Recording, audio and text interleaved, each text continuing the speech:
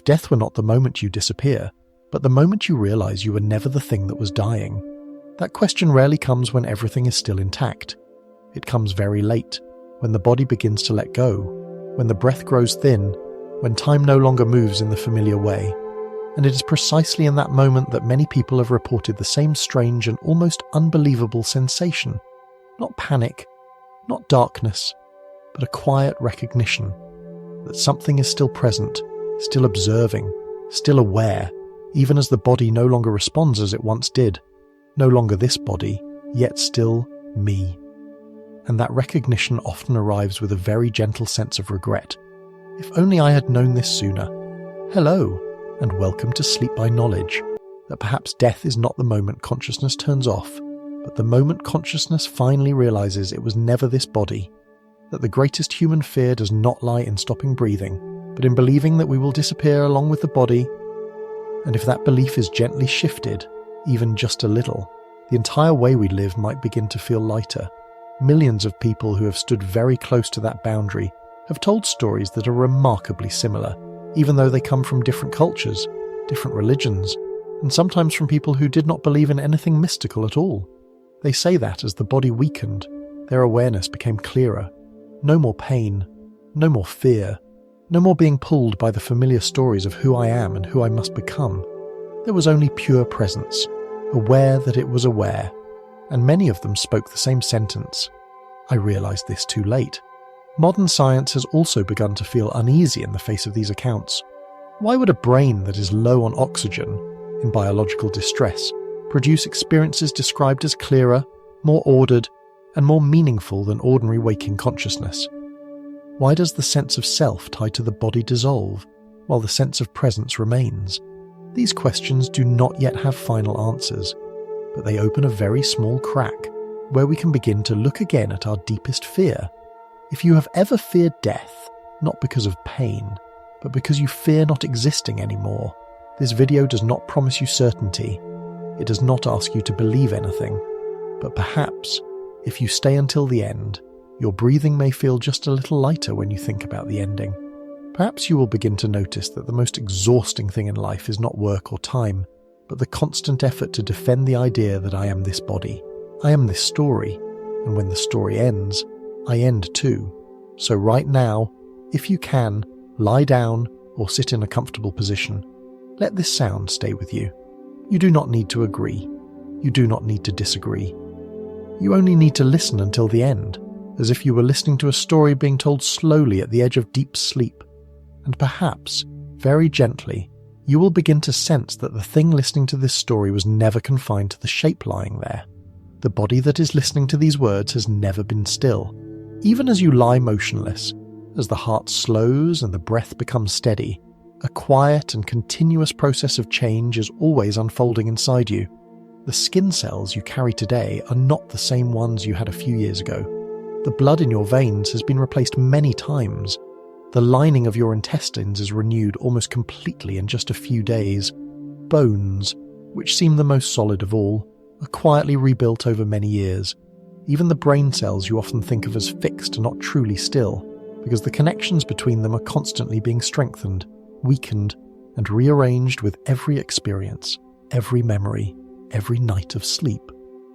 If someone returned to their old house after 20 years and realized that every brick had been replaced, every pipe repaired, every layer of paint renewed, they would not say this was the same untouched house as before.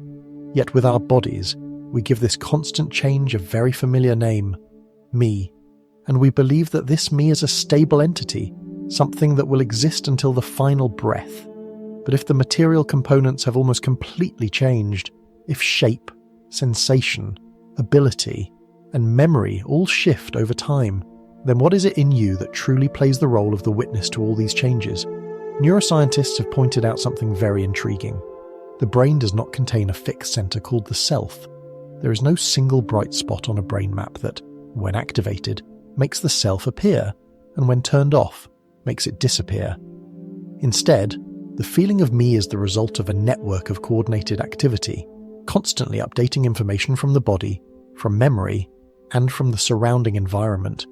In other words, the sense of me is a model being constructed in real time. A story told continuously, so quickly that you forget it is being told. There is a very simple yet powerful experiment. When you look in the mirror each morning, you say this is me. But if you look at a photograph of yourself from 30 years ago, you still say this is me. Those two images are very different. The face, the eyes, the skin, even the way of standing. The only thing that has not changed is the familiar feeling that arises when you look, a quiet sense of recognition. And that feeling is often mistaken for the body itself, even though it is only using the body as a reference point. This becomes clearer when the body no longer functions smoothly. People who have experienced severe accidents, lost the ability to move, or lost part of their body often describe something very strange. At first, there is pain and panic, but later, when the body no longer responds, they realize that something is still observing that pain, something that is not injured, not broken, not lost, and it is that observation that helps them endure what once seemed unbearable. In near-death situations, when the body approaches its biological limits, this phenomenon becomes even more pronounced. Many people describe no longer identifying with the body lying there. They observe it from a strange distance. Space seems to expand. Time seems to dissolve. What is striking is that these experiences do not only happen to people with spiritual beliefs. Many doctors, scientists, and atheists have reported similar experiences, and they are often the most confused by them, because they do not fit with how they previously understood consciousness. A common explanation is that all of this is just hallucination caused by a lack of oxygen to the brain. But this explanation faces a major problem. Oxygen deprivation usually causes confusion, disorganization, and disorder. Yet near-death experiences are described as clear, coherent, structured, and deeply meaningful. Many people remember tiny details and subtle emotions, sometimes more vividly than ordinary memories. If the brain is failing, why does the experience become sharper instead of fading? There is a detail that few people notice. When the body is healthy, we rarely ask who we are. We are busy with roles, responsibilities, and social identities. I am someone. I must become something. I must protect this image. But when the body weakens, when roles begin to fall away, when identity no longer serves any purpose, that question appears in its raw form. And perhaps death does not create the question. It simply removes the layers that were hiding it. You can notice this even in everyday life, without waiting for extreme moments. In deep sleep, when the body lies still and thinking pauses, you no longer have a sense of yourself as you do during the day. You do not remember who you are, your job, or your name. Yet you do not disappear. There is a quiet emptiness, and then you wake up. If every night you pass through a temporary kind of disappearance without fear, why does the idea of a permanent disappearance make you tremble so deeply? Perhaps it is because we have confused the tool with the one who uses the tool. The body is the most sophisticated instrument nature has ever created, but it is still a biological process with a beginning and an end. Consciousness, the thing that knows the body is changing, does not show clear signs of shape or boundary. It does not age with time. It does not develop wrinkles. It only gathers experience. Saying that the body is not you does not mean the body is unimportant. On the contrary, it is precious, because it is the vehicle for this lived experience. But when you completely identify yourself with the vehicle, you will fear the moment the vehicle breaks down, and that fear seeps into every decision, every action, every relationship. You live to protect the body, protect the image, protect the story of me, instead of living to fully experience the moment that is unfolding. Many people only realize this after they have gone very far. When lying in a hospital bed, when the body no longer obeys their will, they suddenly see that the thing in pain is not the whole of who they are. And in that realization, there is a strange lightness. Not because they are no longer afraid of death, but because they are no longer confusing themselves with the thing that is dying.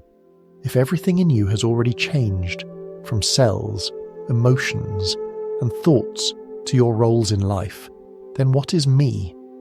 And is it possible that the moment the body stops is the moment consciousness realizes it was never the thing that was dying? As you listen to this now, you may notice a very familiar feeling arising. The feeling that you are listening, understanding, nodding in agreement. But if you pause for just a moment and ask when that feeling appears, you may notice something strange. It does not appear at the same time as the experience. It comes afterward. In neuroscience, there is a discovery that has made many people uneasy when they first encounter it. Experiments measuring brain activity show that before a person decides to do something, the brain has already started the process. Neural signals, chemical activity, complex chains of events are already underway, and only a few hundred milliseconds later does the feeling of I decided appear in consciousness. In other words, you feel that you chose to raise your hand, but the brain began raising it before you were even aware. This does not only happen in laboratories, it happens every day in ordinary life. You're walking down the street and suddenly step aside to avoid a car rushing toward you. Only after the body has reacted, the heart has raced, and the breath has tightened, do you think that you decided to move? In reality, the reflex happened first, and the story about the decision was added later, as an explanation that allows consciousness to feel like it is still in control. The brain is very good at this. It constantly creates coherent stories to link events together, to maintain the sense that there is a central self directing everything. This sense is important for psychological stability. Without it, life would feel chaotic. But the problem is that we often confuse the story with reality. We believe the storyteller is the one who acted. There is a very simple but weighty example. When you accidentally say something that hurts someone else, the words often come out before you have fully thought them through. Right after that, consciousness appears and says, I did not mean it. I did not want that. I misspoke. Who spoke the sentence? Who is now explaining it away? These two roles do not match. One acts. One observes and interprets. What is fascinating is that this observing voice always comes later, yet it is very convincing. It carries your familiar tone. It uses memory, logic, and emotion to create a continuous identity. And because it arrives so quickly, you rarely notice the delay. Only when you look very closely do you see the small gap between experience and awareness of experience. This gap becomes more obvious in intense emotional situations. When you're angry, words burst out and actions happen, and only seconds later do you realize you have done something you did not want to do. When you are afraid, the body tightens and the heart pounds, and only afterward does consciousness label it as fear. The emotion comes first, the label comes later, but because they travel so closely together, we often believe the label is the cause. Many researchers have described consciousness as a host who appears after the show is over. The performance has already happened, the lights have gone out, the performers have left the stage, and the host steps out to tell the story in a way that makes sense. The host is important, but he is not the one controlling the entire performance. He simply helps the audience, and himself, feel that everything has meaning. In everyday life, we live almost entirely in the role of that host. We tell ourselves that I chose this job, I loved this person, I lived this life by my own will. These stories are not necessarily false. They are simply incomplete, because many forces were already at work before consciousness spoke up.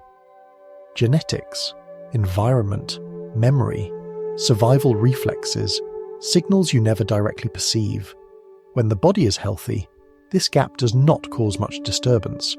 Consciousness still has enough time to patch the story together and maintain a sense of control. But when the body weakens, when functions slow down, when signals are no longer smooth, that gap widens. And it is in that gap that many people first realize they were never the absolute controller they thought they were.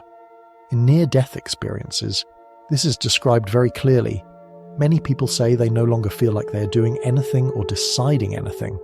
Instead, there is a very still, very clear observation.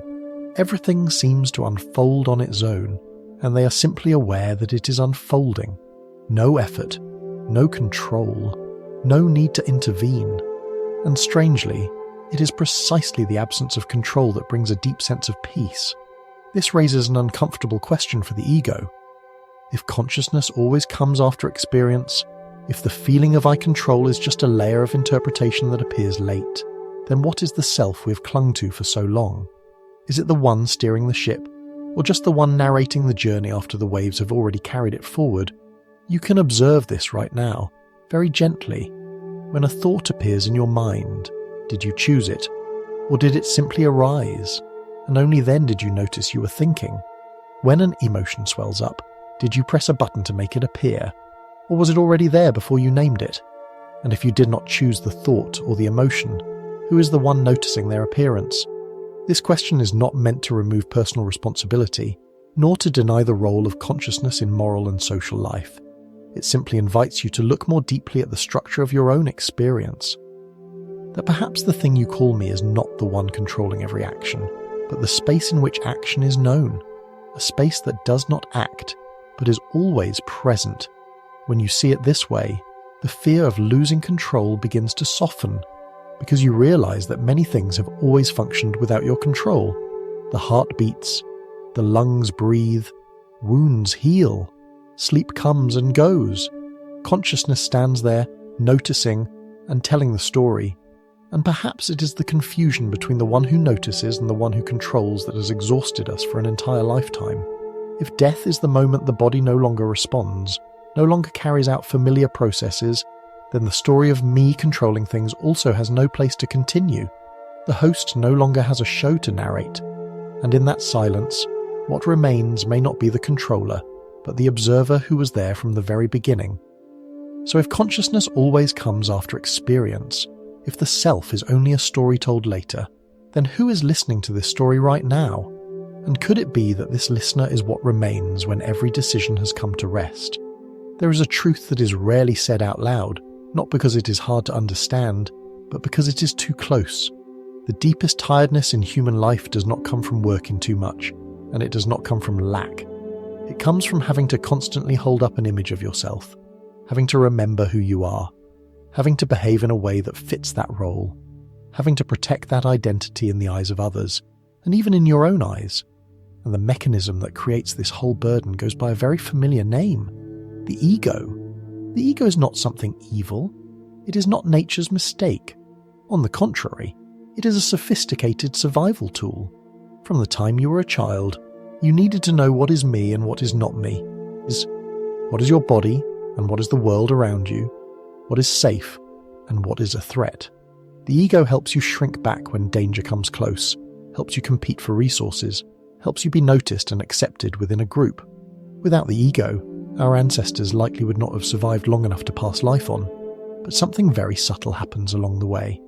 The tool slowly becomes an identity. What was created to protect life begins to be believed as life itself. You do not just use the ego to navigate the world. You believe you are the ego, and from that moment, an invisible weight begins to form. You have to be good enough. You have to be the right kind of person. You have to be someone who is not weak. You have to be someone who has value. These sentences are rarely spoken out loud, but they run underneath the mind like background music that never turns off. Even when you sit still, even when you close your eyes, this mechanism keeps working, comparing, judging, predicting, defending, and your body carries the cost. Tight shoulders, a clenched jaw, shallow breathing, restless sleep. Many people think they are tired because they do too much. But if you look closely, you will see that the most exhausting part is not action. It is the role, not what you do, but who you have to be while you do it. When you have to constantly prove you are worthy, that you're not falling behind, that you're not being left out, the ego has to run at high intensity. And like any biological mechanism, it consumes energy. Neuroscience has shown that when a person stays in ego defense for a long time, the sympathetic nervous system remains in a constant state of fight or flight. Stress hormones rise, the immune system weakens, recovery slows down. But what is interesting is that most of the threats triggering this state are no longer wild animals or natural disasters. They are looks, judgments, the fear of being looked down on, an email that has not been answered, a careless remark. The ego cannot clearly tell the difference between real danger and social danger. To it, rejection feels like being cast out of the tribe long ago, and being cast out once meant death. So this mechanism reacts strongly, quickly, and intensely. But in the modern world, that reaction is rarely necessary, and that excess creates a quiet kind of burnout. You can see this in very ordinary moments. When someone criticizes you, what hurts most is not the content of their words, but the feeling that your image of me is being threatened. When you fail, the pain does not only come from the result, but from the story that I am a failure. When you grow older and the body weakens, what feels frightening is not only declining function, but the way familiar roles can no longer stand as firmly as they once did. And then something strange happens. In moments close to death, many people say that all of that tension disappears. No more need to prove, no more need to defend, no more need to hold up an image. The roles fall away naturally, without effort. And instead of the panic we tend to imagine, many people feel relief. Relief so strong it surprises them. This does not mean death is good, or that it should ever be sought. It only suggests another possibility, that maybe death does not create peace, but simply removes what was blocking the peace that was already there. When the survival mechanism is no longer needed, when there is no future left to worry about, no image left to protect, the ego naturally stops. And in that stopping, what remains is not nothingness, but pure presence, without labels. Many people say that in that moment, they were no longer someone. They were no longer the mother, the father, the successful one, or the failure. They were simply the knowing that they were knowing. No story, no comparison, no right and wrong, no this and not that. And strangely, the absence of the ego brought the most complete feeling they had ever experienced. What is worth reflecting on is that we do not necessarily have to wait until the body's about to stop to touch that state. In very rare moments, when you are fully absorbed in an experience, when you forget who you are, forget time, forget the eyes of others, you can feel a hint of that relief. In music, in nature, in the quiet moment of watching a child sleep. The ego goes silent for a little while, and you still exist, and you may even feel more vividly present. But because the ego is a survival mechanism, it does not let go easily. It keeps whispering that if you do not hold on tight, you will lose control. If you do not defend yourself, you will be hurt. And so we keep bracing, even when there is no real danger anymore, until the body can no longer brace. Maybe what makes death so frightening is not that it takes life, but that it takes the ego. It takes away the ability to keep telling the story of me. And to the ego, that is the greatest threat. But to the thing that has been observing the ego at work for your whole life, it may simply be the end of a mechanism, not the end of presence. Seen this way, death is no longer an absolute enemy. It becomes a stopping point, where the survival mechanism completes its job and is finally allowed to rest.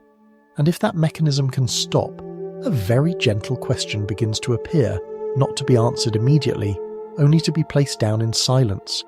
If the ego is only a mechanism for survival, then when that mechanism stops, who is still there to notice that there is no need to be anyone anymore? There is a very particular point that many people only touch when they no longer have the strength to keep controlling their experience. It is the moment time begins to behave differently, not slowing down like when you are waiting for something, not speeding up like when you are afraid, but disappearing in a quiet way, as if it never existed at all. Many people who have crossed the line between life and death describe no longer feeling before and after, no sequence of events, no thought about what will happen next. Everything is simply a complete presence, not pulled toward the past, and not pushed toward the future.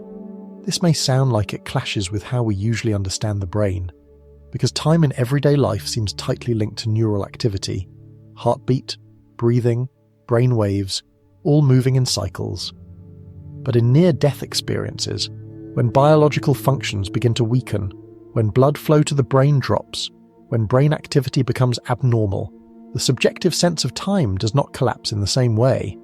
In fact, many people say they feel a kind of clarity beyond anything they have known before. There is no timeline to hold on to, but there is also no sense of loss, only presence, without measurement. Space changes in a similar way. Many accounts say they no longer feel they are inside a specific body, in a specific location, no clear boundary between inside and outside, no sharp sense of, this is me and that is the world. Instead, they describe a very natural expansion, not like flying or travelling, but like distance itself dissolving. And this does not come with panic. It often comes with a strange feeling of familiarity, as if they are returning to a state they once knew very well, but had forgotten long ago. In neuroscience, the sense of space and the sense of where you are located are created through coordination between several brain regions, especially regions that integrate signals from the senses and the body. When these regions become unstable, the feeling of bodily boundaries can change. This has been observed in experiments involving brain stimulation, in cases of sudden blood loss, and in some states of deep meditation. But what makes near-death experiences different is the consistency and meaning people attach to them. These are not scattered fragments, not chaotic hallucinations. They're often described as structured experiences with an inner coherence, even though time and space no longer function in the usual way. One striking detail is that this does not depend on prior beliefs. Some people who have never read about spirituality, never heard such ideas, and never believed in them still describe very similar qualities. They say space no longer feels limited. They no longer feel located anywhere, but they do not feel lost. They know that they are knowing, and that knowing does not rely on eyes, ears, or the body. This has led many researchers to reconsider the relationship between consciousness and the brain. If consciousness was simply a product of neural activity, then when that activity severely declines, subjective experience should become dim, fragmented, or vanish. Yet in these cases, people report the opposite. Consciousness does not shrink with the body. It seems to open. Not open in the sense of taking up more space, but open in the sense of no longer being framed by space.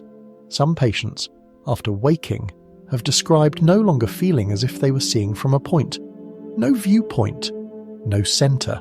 Everything was known at once, without moving attention around.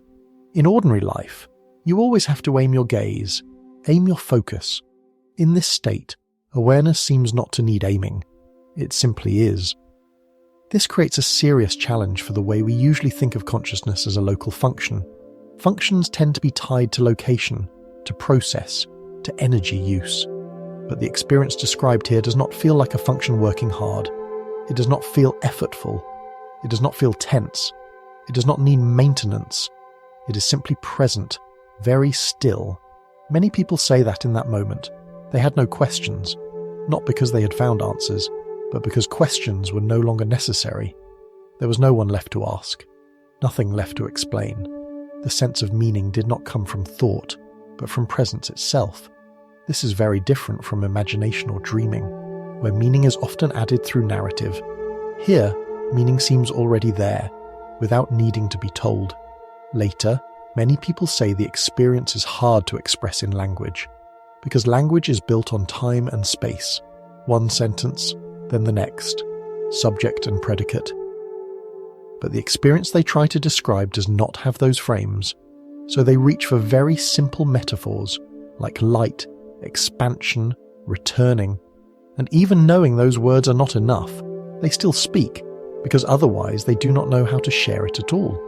What is worth considering is that this expansion does not feel dramatic. It is not like a huge door swinging open or an explosive event. It is gentle, natural, as if when layers of tension fall away, what remains simply reveals itself. No effort, no achievement, no earning it. Only the barriers no longer holding tight. If you place this beside ordinary life, you may recognize very faint versions of it. In moments when you completely forget time, when you're not aware of your body sitting or standing, when you are absorbed in an experience with no separate experiencer, you may taste a little of that dissolving. But in daily life, these moments are usually brief, because the ego quickly returns to rebuild the familiar order. In near-death experiences, the ego no longer has enough energy to do that. Survival mechanisms are busy with other tasks, and in that open space, awareness is not pulled back to any center. It is not forced to locate itself. It does not need confirmation. It simply knows. This does not prove that consciousness exists independently of the brain in a physical sense. Science today cannot conclude that, but it does suggest that consciousness does not behave like other biological functions. It does not fade in a simple way. It does not weaken in direct proportion to the body's decline. The way it appears in these moments asks us to be more careful about treating it as merely a byproduct. When people hear these stories, many feel a kind of comfort that is hard to name. Not because they believe they will live forever, but because they begin to suspect that death may not look like the terrifying script imagination has built. Maybe death is not falling into darkness. Maybe it is the dissolving of familiar limits, revealing a kind of presence that does not need to cling to a form. And from this angle, the biggest question is no longer what happens after death, but what is present right now, before everything ends. Because if, in a moment when the brain is weakening, time disappears and space dissolves, there is still a clear knowing, then that knowing cannot be explained only through the usual frames. If the brain is gradually stopping, if functions are shutting down in stages, then who is the one who knows that time is gone, that space has dissolved, and that a very still presence remains there, witnessing all of it? There is a very particular feeling that many people only admit when they no longer have enough time to keep avoiding it. It is not exactly fear. It is not exactly pain. It feels like a quiet, deep regret, as if something important has been dropped, and only at the very end you realize you had been carrying it your whole life without ever opening it to look. Most of life, people live inside roles. Roles are not bad. They help society run. They help each person know where they stand. You are someone's child, someone's parent. You do a certain kind of work. You hold a certain position. You carry certain responsibilities. These roles create order, meaning, and a sense of belonging. But at the same time, they slowly take over your attention. You wake up to fulfill a role. You worry because of a role. You judge yourself by whether you have performed the role well enough. And very rarely do you stop to ask who is the one carrying these roles. Something strange happens as you live longer. The roles pile up. You're not just a person. You become a collection of labels, successful or failing, good enough or not good enough, strong or weak, proud or ashamed. Each label brings an expectation, and each expectation creates real pressure on the mind and body. But because it happens gradually, you rarely notice how much weight you are holding. Some people spend their whole lives becoming a version of themselves they believe is necessary. They learn not to show fear. They learn not to cry. They learn to be right, to be strong, to be fine, even when inside they are exhausted. And they do not do it because someone forces them. They do it because the role demands it. The role does not speak in words, but it rewards and punishes very clearly. When you meet it, you are recognized. When you drift from it, you feel guilt, shame, or fear of being abandoned. In that cycle, there is very little space for self-observation. Not because people lack the ability to observe, but because observation does not offer immediate benefits to the role. Observation does not help you get promoted faster. Observation does not help you receive more praise. Observation may even slow you down, make you hesitate, make you question. And in a world that values speed and results, slowing down is often treated as dangerous. So awakening is rarely prioritized, not because it is not important, but because it does not feel urgent. You always feel you will think about deeper questions later, when the work is done, when the kids grow up, when finances are stable, when you have time, but that time keeps moving farther away, like the horizon, and you keep living inside the role, day after day, year after year, only when something happens, when the body no longer runs smoothly, when a diagnosis, an accident, or pain forces you to stop, does the shell of the role begin to crack, not because you want it to, but because you no longer have the energy to maintain it. And in those moments, many people look directly at their own lived experience for the first time without filtering it through labels. They realize that for years they have lived to meet external demands, while rarely staying with the feeling of being alive. They realize they have postponed the most important questions, not because the questions were too difficult, but because they did not fit the role's schedule, and the regret appears not because they are about to die, but because they are about to lose the chance to live differently from what has become familiar. Many people in the final stage of life say that what troubles them most is not specific mistakes, not financial or career decisions, but the way they identified with roles so completely that they forgot there was another depth of living that had always been present, yet ignored. They say that if they could go back, they would be less harsh with themselves, less eager to prove, less afraid of being judged, not to live carelessly, but to live more honestly with the feeling of being here. What is striking is that in moments very close to death, when roles no longer do anything, when you can no longer continue being successful or failing, strong or weak, a natural letting go happens. not because you have learned a lesson, but because there is no longer a reason to hold tight. And in that letting go, many people say they feel a kind of peace they never allowed themselves to feel when they were healthy. This peace does not come from every problem being solved. It comes from problems no longer being interpreted through roles. No one has to achieve anything. No one has to become someone. There is only what is happening, simple and real. And in that moment, many people realize they have lived too long inside the shell of function, forgetting the pure experience of existing. So regret is not tied to death as an event. It is tied to recognition, recognizing that for years you identified with what could be lost. Recognizing that you placed your worth entirely in things dependent on time, health, and approval, and when those things begin to fall away, you find yourself exposed to the question that could have been asked much earlier. Why does this recognition come so late? Not because people are foolish, not because they lack the ability to reflect, but because the structure of daily life encourages you to avoid deep reflection. It rewards action, achievement, and role. It rarely rewards simple presence. And so many people stop only when they have no other choice. There is something deeply human in this. People do not intentionally miss their own lives. They do the best they can inside the frameworks they believe are necessary. And when those frameworks collapse, they see there is another way to be here, lighter, wider, not trapped inside the story of who I must be. Seen this way, death is not the one causing the greatest pain. It is more like a magnifying mirror. It shows clearly what was prioritized and what was neglected. And what makes many people cry is not that they are about to leave, but that they waited until there were no roles left to hold before allowing themselves to live outside the role. This also opens a different possibility for you, listening while there is still time. That maybe you do not have to wait for a major shock to ask the question. You do not have to wait until the body weakens to set down some of the weight. You do not have to wait until every role falls away to realize your value does not fully live inside them. Maybe awakening does not have to arrive so late.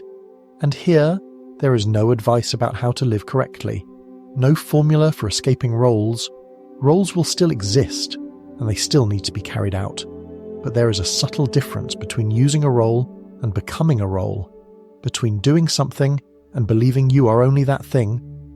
This small distance, if noticed earlier, can make the entire experience of living feel much lighter, because when the role does not take all of you, you can perform it without being swallowed by it.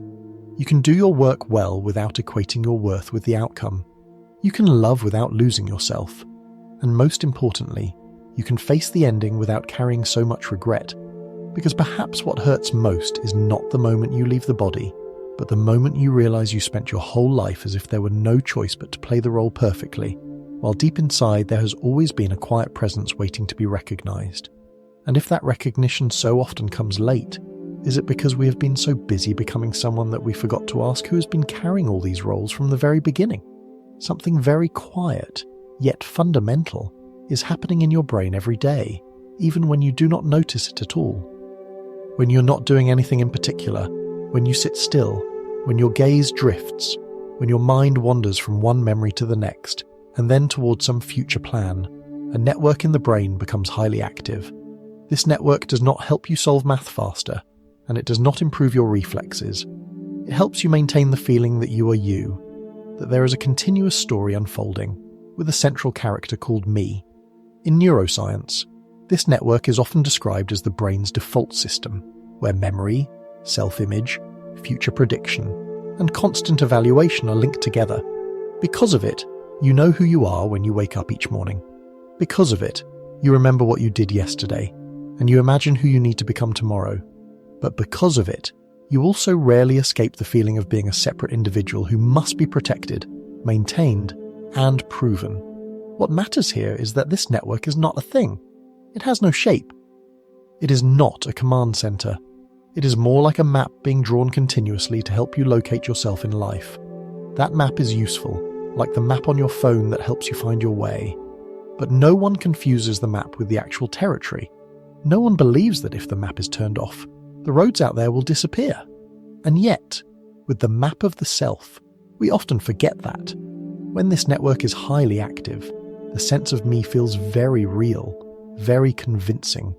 You feel like you are the center of experience. Everything happens to me. I think. I decide.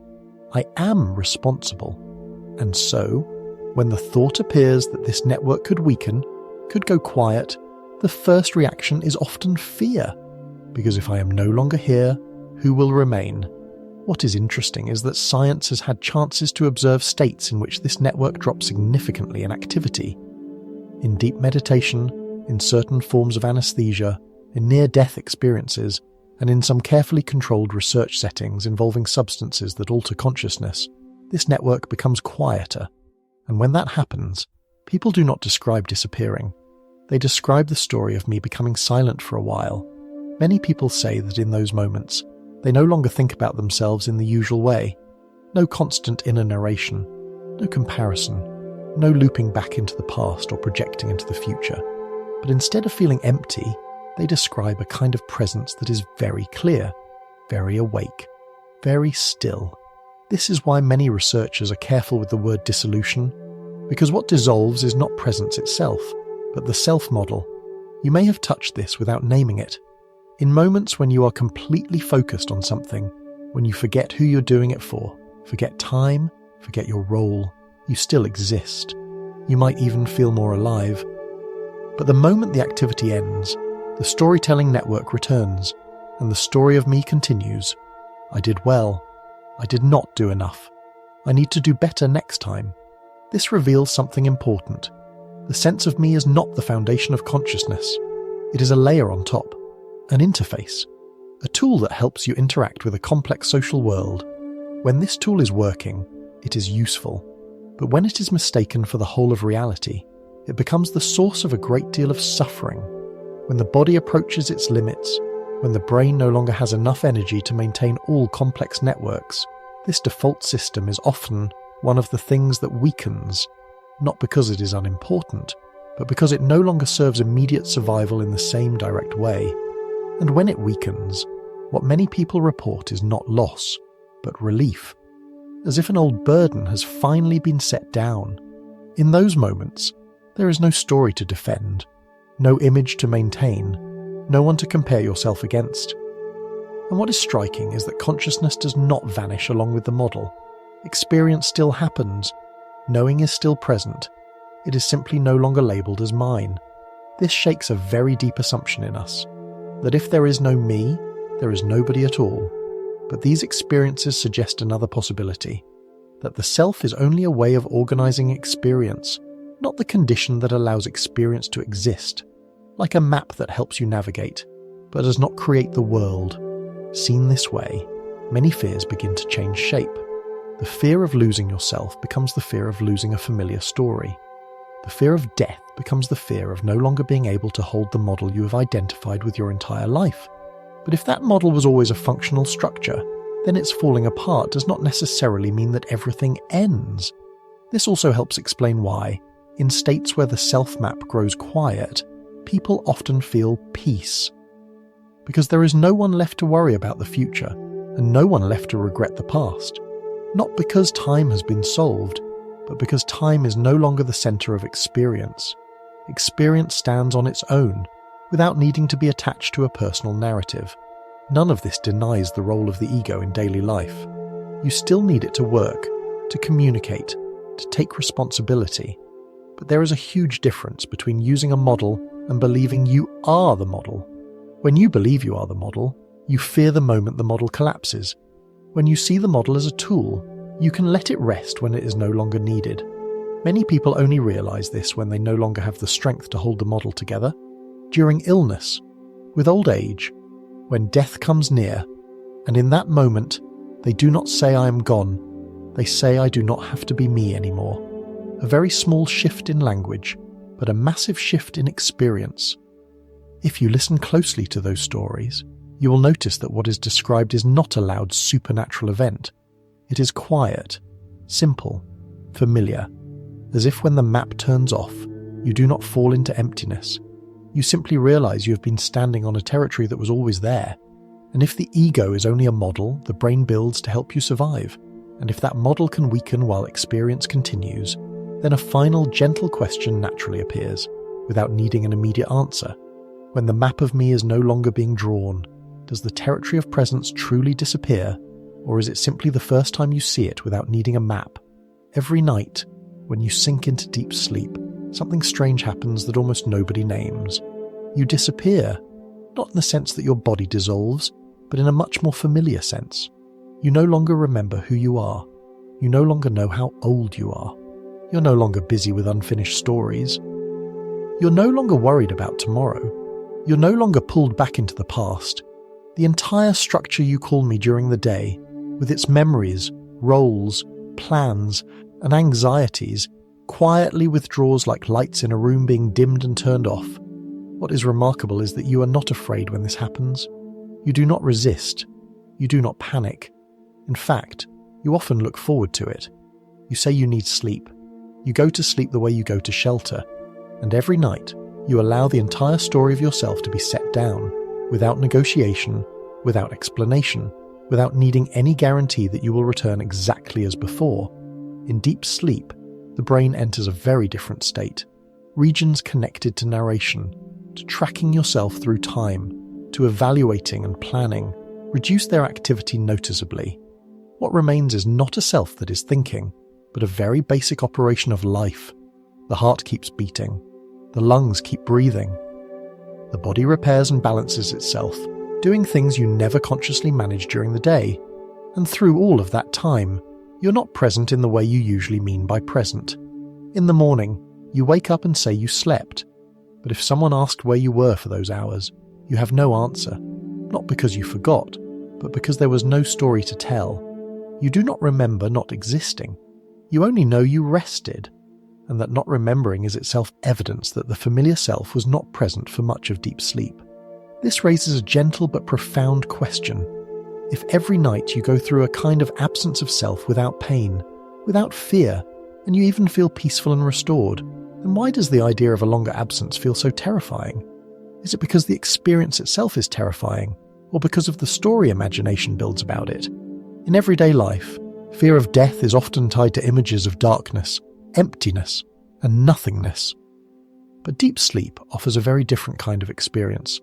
It does not feel like falling into a void.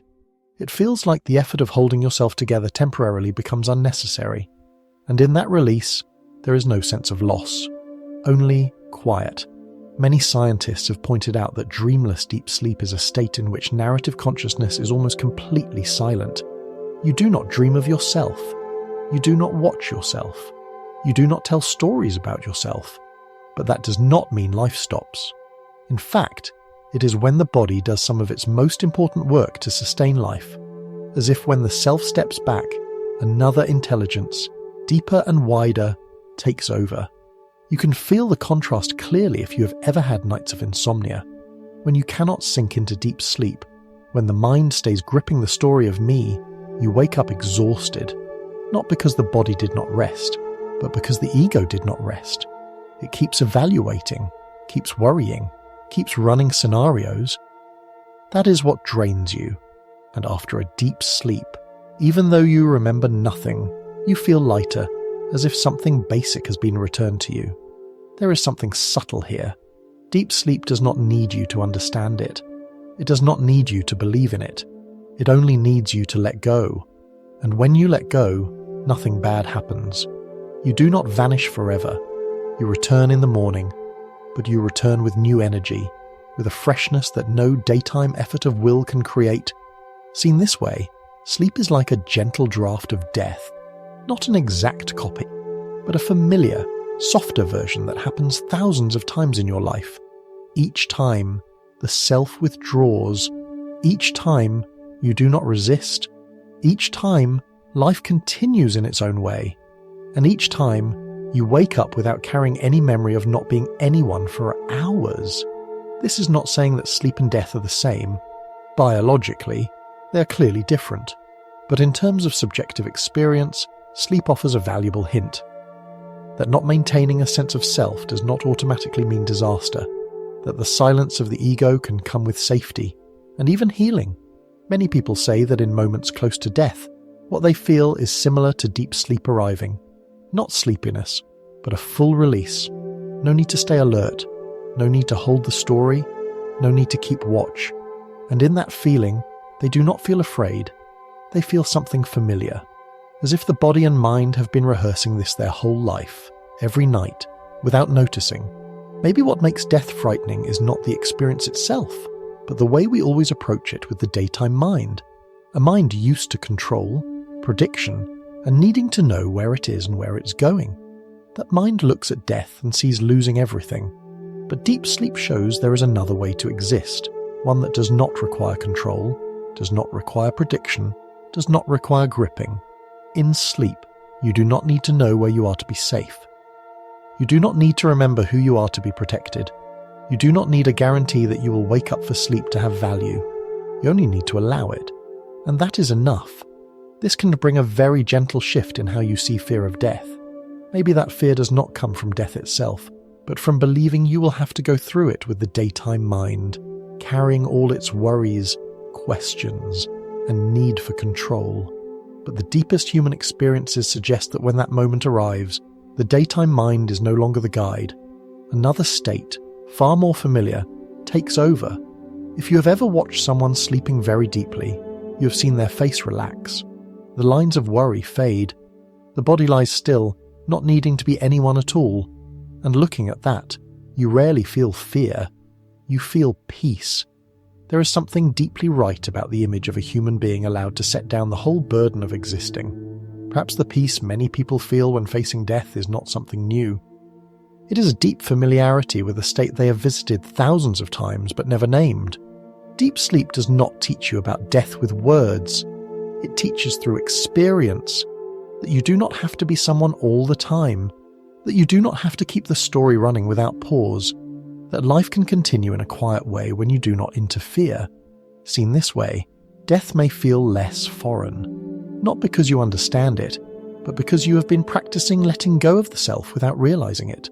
Every night, you step out of your story, and every morning, you return without a single scar from that absence. This is not meant to convince you that death is easy, or that it should be romanticized. It only invites you to look at your own very real experience and notice that the greatest fear may not be in what will happen, but in how we imagine it while awake. And if deep sleep has always been where you go to rest, then perhaps, in the final moment, that letting go is not as unfamiliar as you once thought.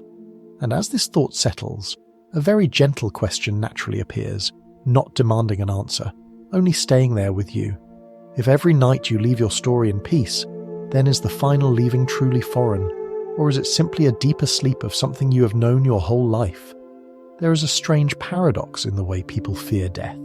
Most people who have never crossed that boundary carry a very specific, vivid fear, as if they know exactly what will happen. Meanwhile, people who have been very close to death, or have touched the moment when life almost completely withdrew, often describe something entirely different. Not as intense as imagination, not as panicked as the scripts in the mind, and sometimes not as frightening as they believed for their whole lives.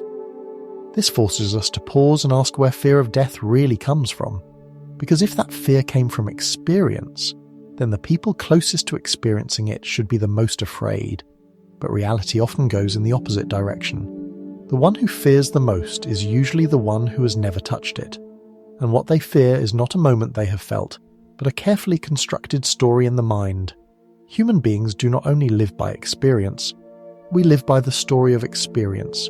You do not only feel an event, you immediately narrate it to yourself. You assign meaning, predict consequences, pull it into the past and push it into the future. The self exists mostly inside that storytelling process, and death, in the story of the self, is drawn as the event that ends the possibility of telling anything further. When you think about death, what often appears first is not a feeling, but an image. You imagine yourself being gone. You imagine the world continuing without you. You imagine loved ones left behind, unfinished work, unsaid words. All of this is the imagination working intensely. But it is not the experience of death. It is the experience of a self that is still alive, trying to picture its own absence. There is something subtle here. You cannot truly imagine not existing. Every time you try, you are still there imagining it. There is always an observer behind the image, And so, death in imagination always carries the colour of loss, because the one imagining is still gripping the story of me, mine, and what should have continued. The fear is not in the moment of dying. The fear is in the story of me being cut off. The self does not fear vanishing. It fears not being narrated anymore. No next chapter. No role. No one left to recognise its existence. And that is why fear of death is, at its core, fear of losing the familiar story you have been telling yourself for decades. You can see this clearly in ordinary life. When a relationship ends, what hurts most is not only the separation, but the future story you built no longer being true. When you lose a job, the fear is not only financial, but not knowing who you are in the new situation. When you age, what panics many people is not wrinkles, but familiar roles drifting away. In all of these cases, death is only the most extreme version of something very familiar. The collapse of the story of me. But if you look closely, you will see that the story of you has changed many times over your life. The you at 18 no longer exists. The you from 10 years ago is gone. Beliefs, dreams, and fears that once felt real are now only memories.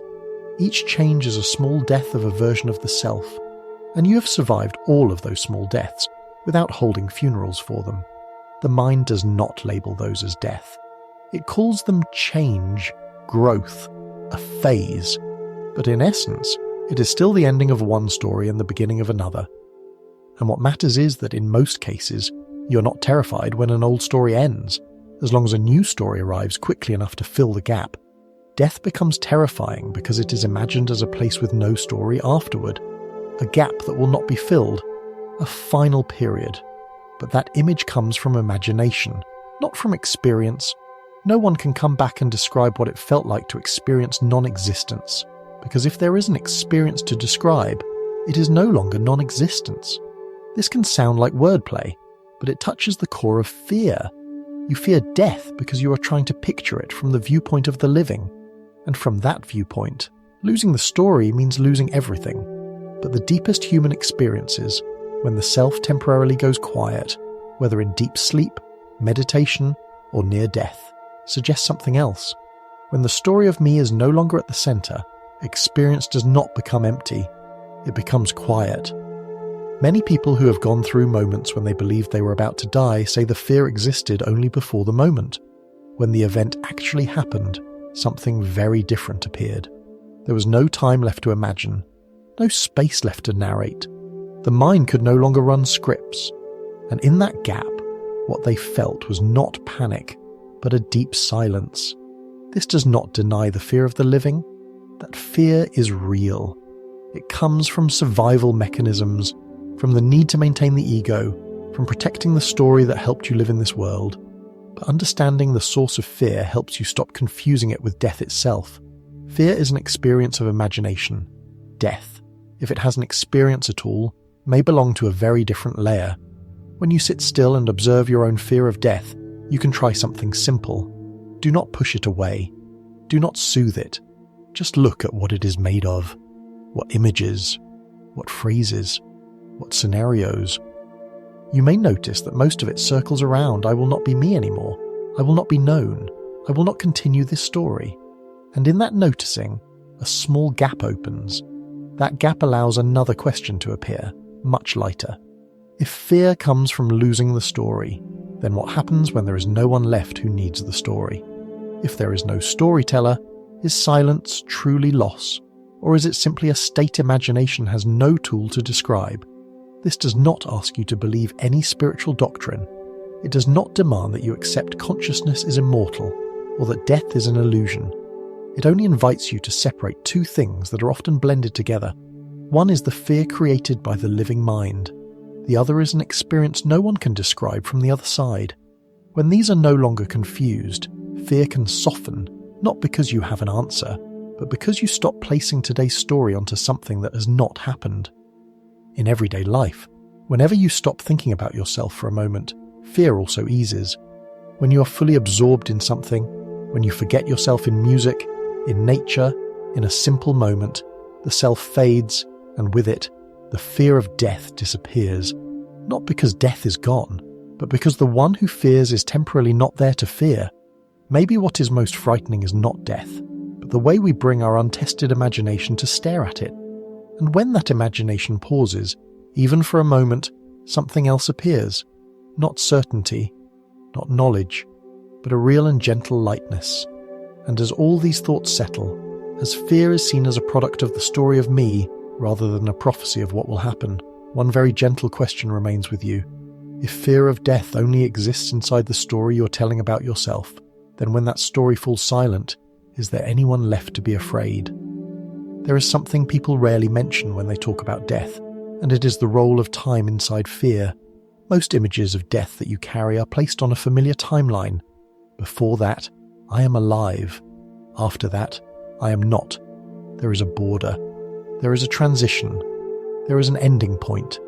But all of those elements rest on an unspoken assumption we almost never recheck, that time will always exist the way you feel it right now. In everyday life, you live inside a very thin present. Each moment passes so quickly you barely have time to be in it. The mind is always one step ahead, predicting what is about to happen, or one step behind, chewing on what already happened. The present becomes a narrow gap between those two motions, and inside that gap, the self has to work constantly to keep the story from breaking. I am the one who just did this. I am the one who is about to do that. I am the one moving from past to future. But there are very special times when the present becomes thicker, not because time slows down on the outside, but because the mind stops moving so constantly along the timeline.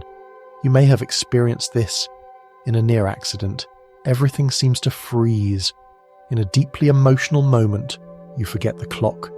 In meditation, in dreams, or in intense pain, the feeling of before and after becomes blurry.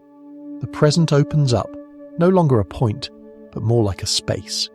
In moments like that, something strange happens to the self. It does not vanish completely, but it no longer runs the way it usually does. You stop narrating yourself non-stop. You stop tracking where you are in the flow of life. You are simply there. And in that state, fear of death has nowhere to stand, because fear always needs a future to project into. Neuroscience suggests that the sense of time is not an outside object, but a structure the brain builds from memory and prediction. When memory plays a smaller role and prediction pauses, time as you know it begins to dissolve. This happens in dreamless deep sleep, in altered states of consciousness, and especially in moments close to survival. People who have been through those moments often say they no longer feel time passing, not faster or slower, but not at all. This matters when we talk about death, because fear of death is usually built on a presumed timeline. I will step into that moment, I will go through this, then that will happen. But if time, as a subjective experience, is not operating in that moment, then the entire chain of scenarios the mind builds may have no ground to stand on. Look at a familiar experience. When you sleep deeply without dreaming, there is no time. You do not say you were there for 5 minutes or 5 hours. When you wake up, you only know it has passed, but you did not experience the passing. Inside that timeless gap, there is no one waiting for the next thing. No one worrying about disappearing, because to worry, you need a timeline that's running. In near-death experiences, many people describe something similar, but deeper. Space is no longer felt as space. Time is no longer felt as time. There is a clear kind of presence, but it is not anchored to before or after. And inside that presence, the question of when will I die becomes meaningless, because there is no when. This is not a metaphysical claim about what death is. It is only a humble observation about the limits of imagination when it is trapped inside time. You fear death because you place it in the future. You imagine a moment when everything ends. But if the subjective experience of time is not there in that moment, then that ending may not be experienced as an event on a timeline. It may be more like a story naturally stopping when there is no one left telling it. There is a subtle difference between a story ending and someone experiencing the ending. In everyday life, if you are absorbed in a movie and the power suddenly goes out, the story stops. But in that dark moment, there is no one inside the movie suffering because it was cut off. The one who suffers is you, outside the movie, still inside time, still hoping for a complete ending. If the story of the self ends, there may be no character inside it to complain that it ended too soon. This can sound abstract, but it touches something very real. Each time you are fully present in a moment, time thins or disappears, and with it, worry about the ending disappears too. Not because you solved death, but because the problem no longer has a context to exist. It needs a past to regret and a future to fear. When both settle, only presence remains. Many spiritual traditions have spoken about this in different languages, but modern science is beginning to touch the same point from another direction.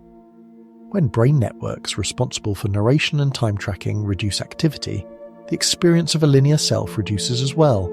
It is not that you vanish, but the way you are used to seeing yourself fades. And in that shift, the idea of life and death becomes less sharp. Maybe death, if it is experienced from the inside, is not an event that happens in time, but the dissolving of the very structure of time that created the story of me. If so, the questions of when I die and how I die may belong to the world of the living, not to the experience of death itself. This does not make death more mystical. If anything, it makes it less dramatic. It is no longer an explosion point on the timeline. It becomes a natural cut, when the story no longer needs to be told. And when there is no story, there is no time available to measure loss, so that loss may not be felt the way we imagine it. In everyday life, you have already lived through moments when time temporarily did not exist. You did not call it death. You called it peace, forgetting yourself, being completely absorbed. And in those moments, no one is dying, and no one is afraid of dying. There is only life happening without a narrator standing beside it. Maybe what makes death frightening is that we keep trying to hold it inside the familiar time frame of the self. We want to know when it comes, how long it lasts, and what happens afterward. But if time dissolves along with the story of me, then those questions may have nothing to hold on to. And when this thought settles, when the idea of a straight timeline softens, something different appears. Not certainty, but a lightening of questions that always demand answers. Not understanding, but no longer needing to understand in the old way. And here, very gently, very slowly, a question remains, not to challenge you, not to conclude anything, only to open a quiet space. If time is no longer the foundation of experience, then in the moment the story stops. Is there anyone there to die? There is a very common misunderstanding when people think about death. We often picture it as a journey, as if there is somewhere to go, a door to walk through, a new state we have to reach. In that imagination, death becomes something you have to do, an event that requires one last effort. But if you listen closely to what science, near-death accounts, and the deepest moments of inner life seem to point toward, you may notice something very different. Death does not seem to be an action. It seems to be the end of action, not going somewhere, but no longer holding on. All your life, you have been used to holding on, holding this body together, holding your role in your family and in society, holding the image of the person you believe you are, holding memories, plans, fears. Even when you rest, you still hold a subtle tension, as if letting go for even a moment would make everything collapse. This holding is so quiet you rarely notice how much energy it costs. Try noticing something simple. When you are stressed, your body tightens, your teeth clench, your shoulders rise. Your breathing becomes shallow. When you are worried, your mind tightens around a story, trying to control what has not happened yet. When you are afraid, your whole system mobilizes to keep life going. Holding on is not bad. It is a survival mechanism that has carried humanity for millions of years, but it also creates a very familiar feeling: exhaustion. There are rare moments in life when you no longer have the strength to hold on, not because you choose to release, but because you cannot keep doing it. Maybe it happens after a serious illness, after a major shock, or in moments close to the edge of life. And many people say that in the moment they can no longer hold on. They feel a very deep lightness. Not physical lightness, but the lightness of the entire burden of existence. This sounds like a paradox. We are taught that to live, you must try. To survive, you must push. To avoid death, you must fight.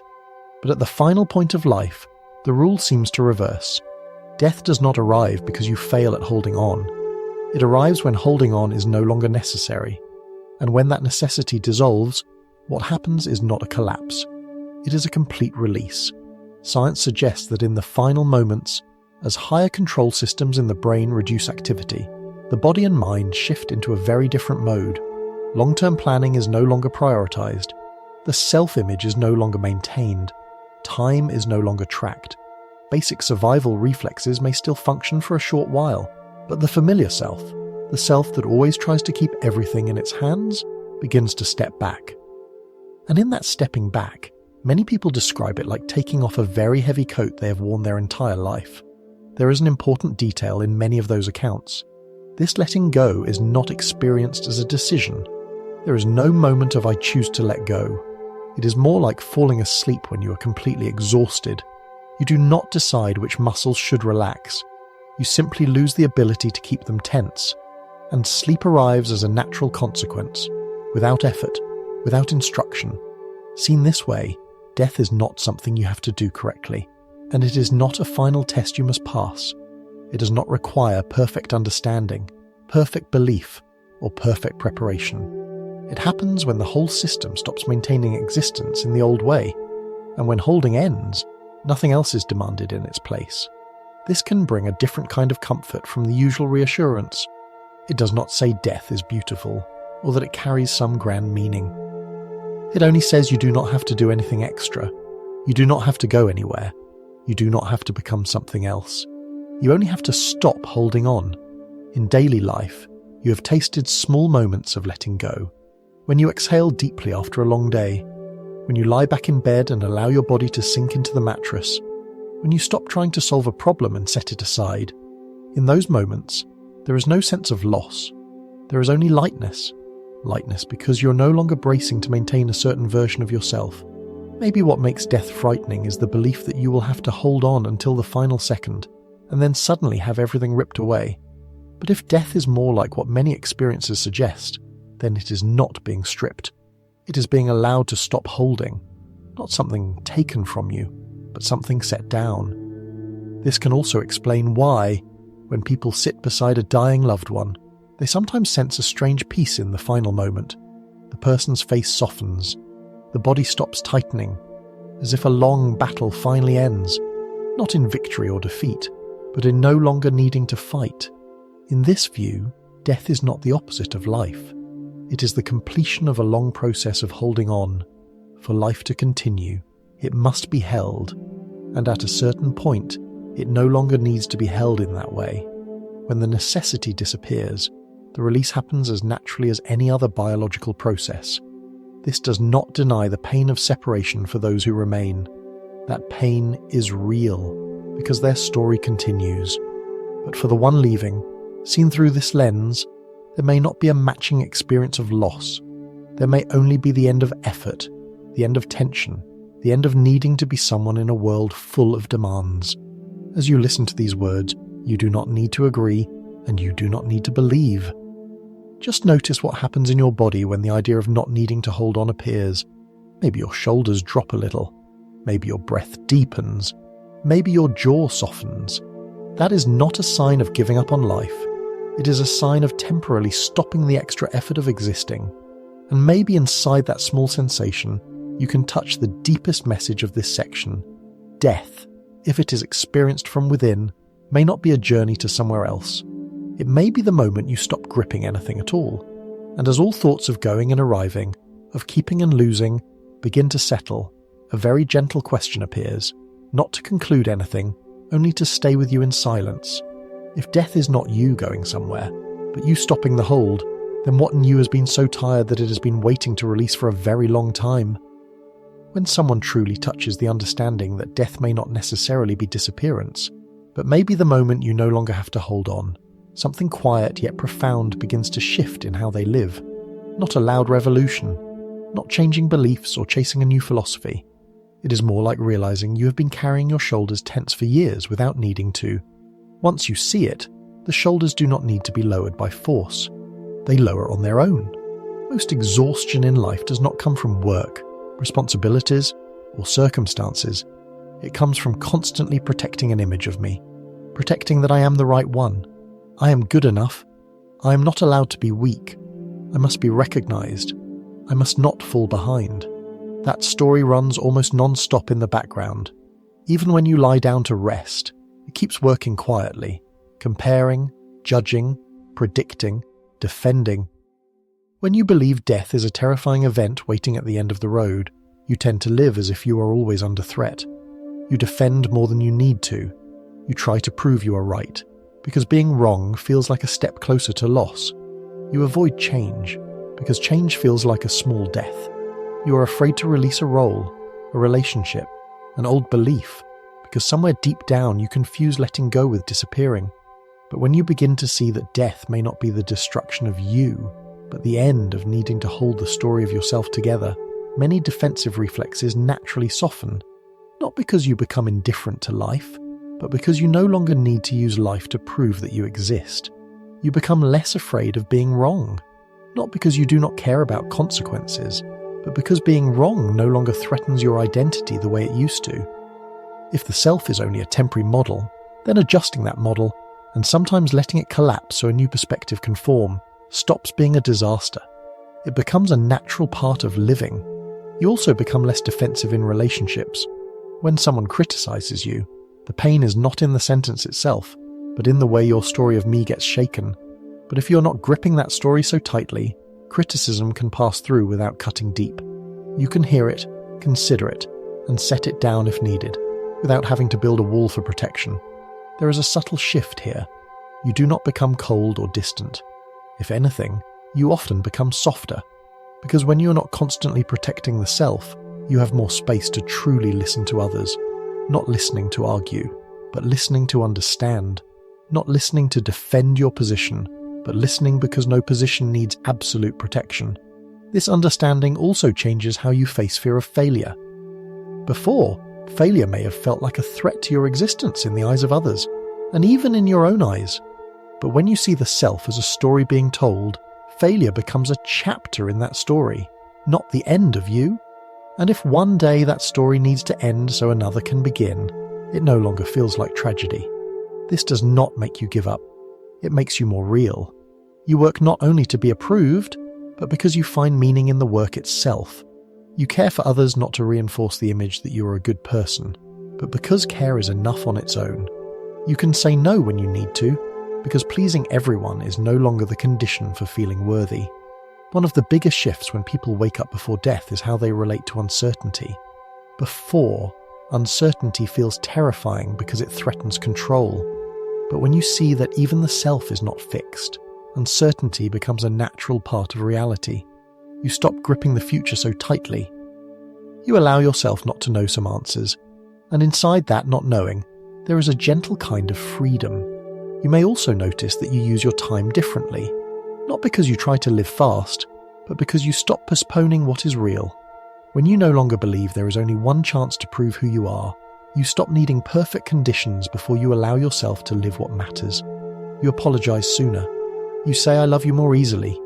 You drop unnecessary battles faster. There is a beautiful paradox here. When you no longer live inside fear of death, you often live more fully, not because you think you are immortal, but because you stop using every moment to fight against limitation.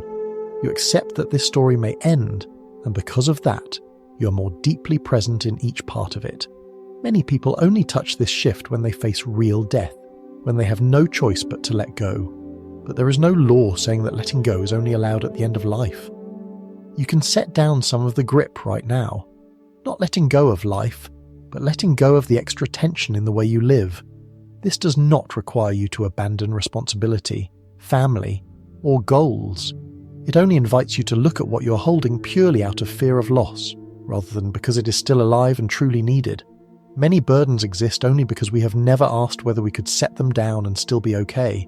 When you understand that death may be the final letting go, you begin practicing smaller releases in daily life. Releasing the need to always be right. Releasing the need to win every argument. Releasing the need to be seen in a certain way. Each time you release, you do not lose anything essential. In fact, you often feel lighter, clearer, more alive.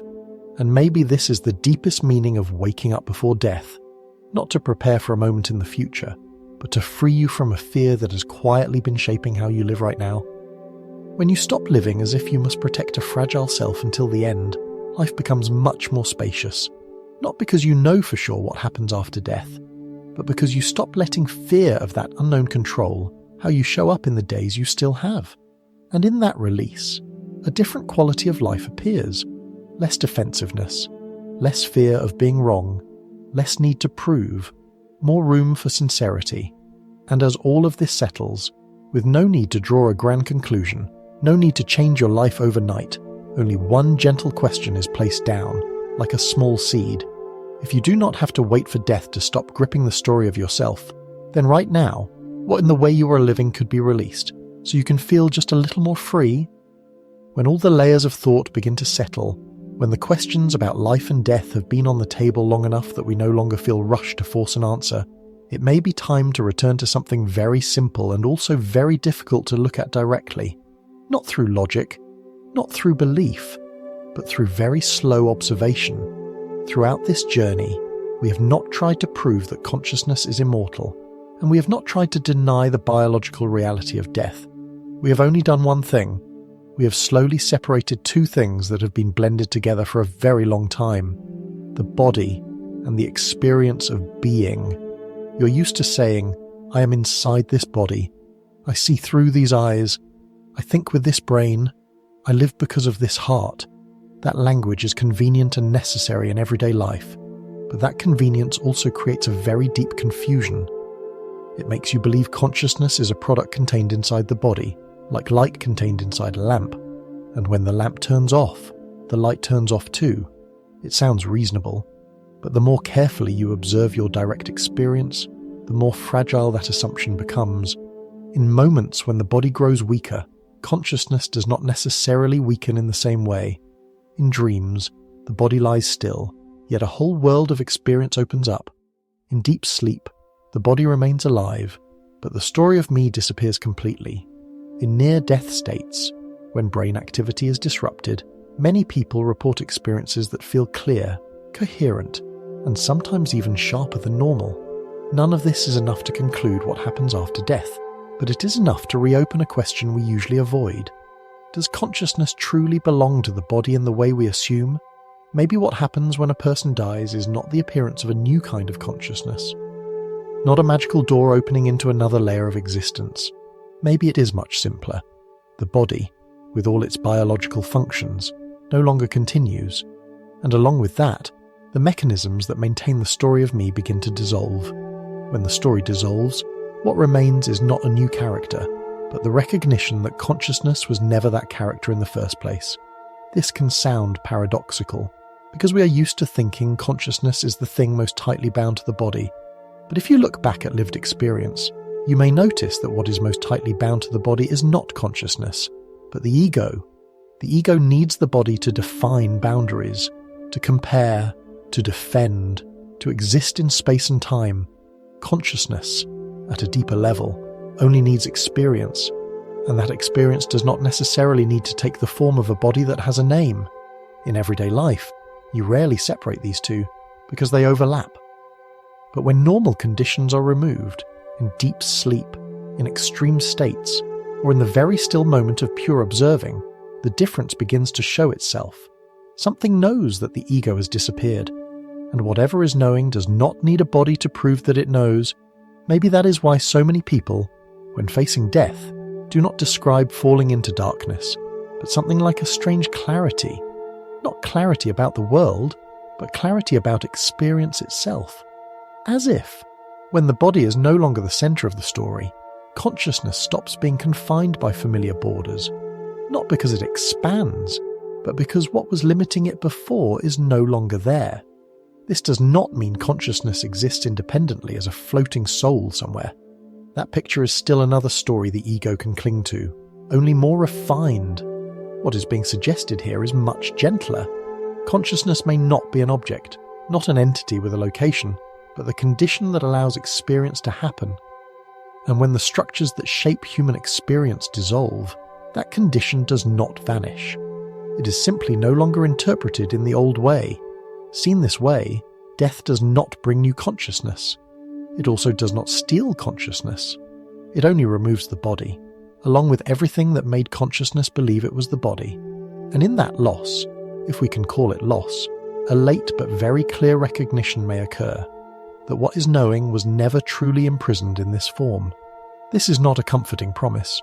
It does not guarantee you will continue to exist in the way you want.